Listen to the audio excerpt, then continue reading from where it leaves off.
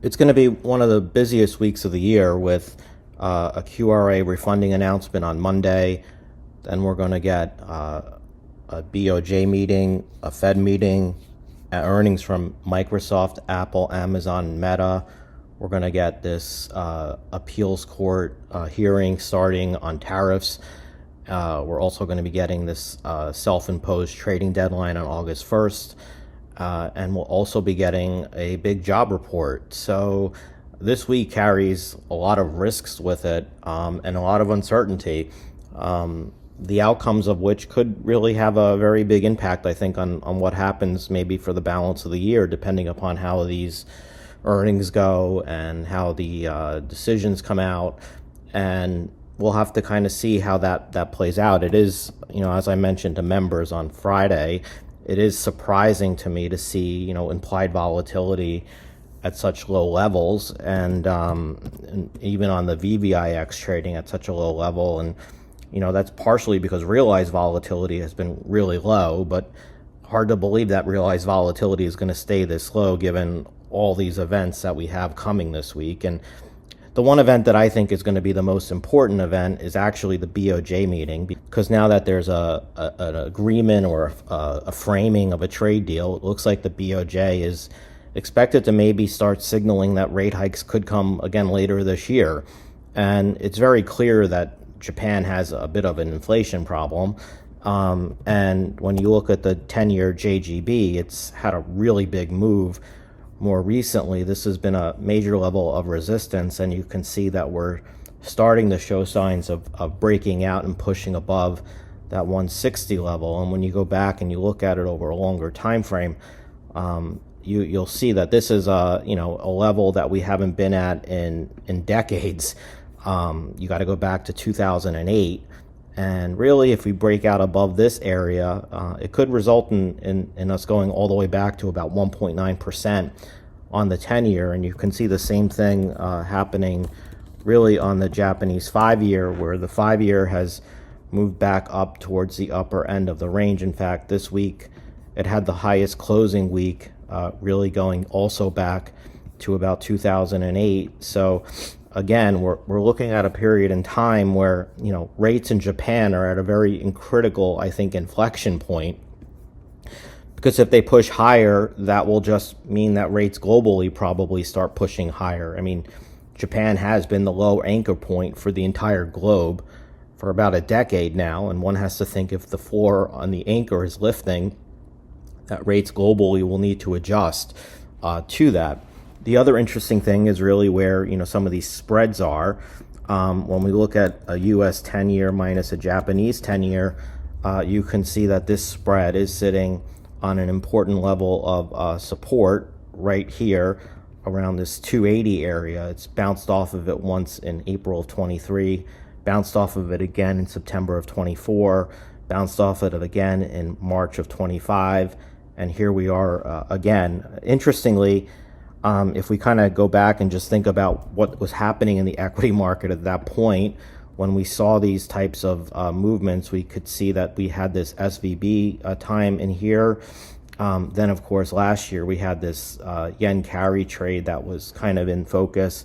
And then, of course, more recently we had the tariff deal.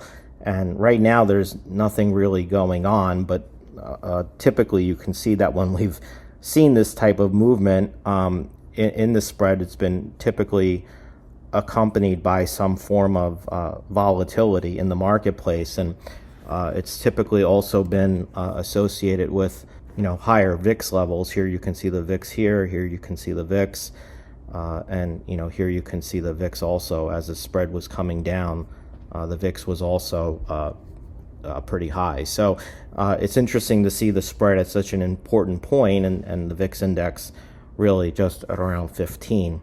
So really, more importantly, forgetting about that, it's when you look at this spread, you can see that we're very close to breaking, and it could result in a bigger move down. When you look at the 5-year, it's the same setup where you have this very big level of importance around this 280 mark.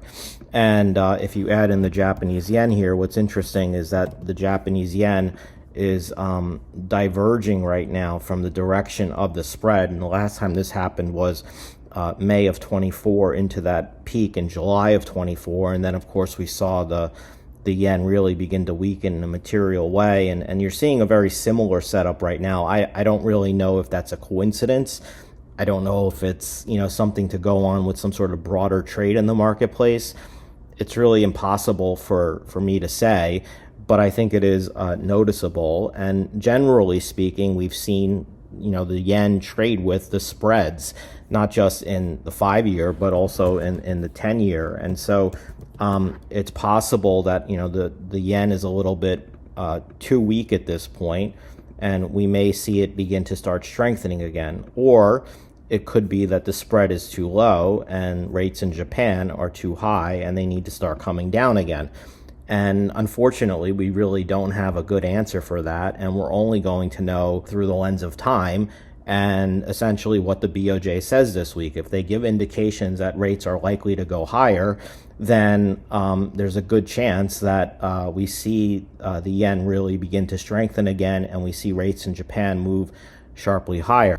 In fact, what you see here is that on the 14th, expectations for rate hikes have actually ticked higher more recently. So what this is implying is that the market is starting to think about the potential here for Japan to start raising rates. And so this, again, seems like an important inflection point for this market.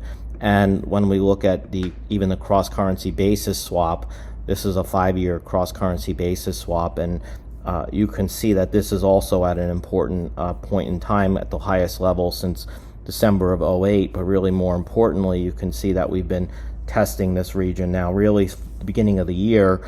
And again, if we see this break out to the upside, it would really give us an indication that carry trades are very expensive to put in place, and that there's not a lot of demand for them.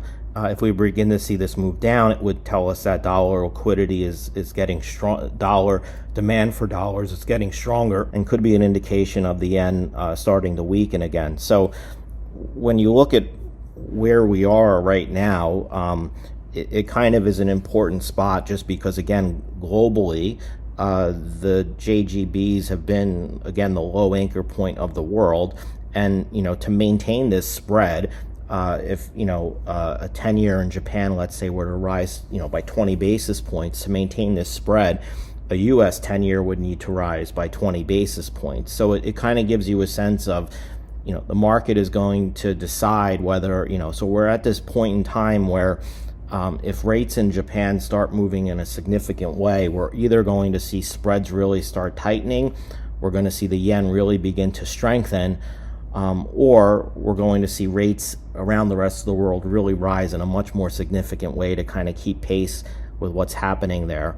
So I think, kind of given that this has been sort of the focal point of the world in terms of low rates for the last decade, an unmooring of rates here would be, I think, a pretty significant development, and could probably be more important than most of everything else we're going to be getting this week.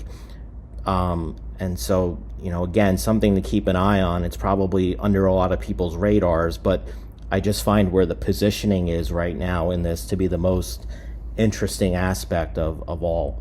Anyway, have a great rest of your week, and we'll see you again soon. Bye.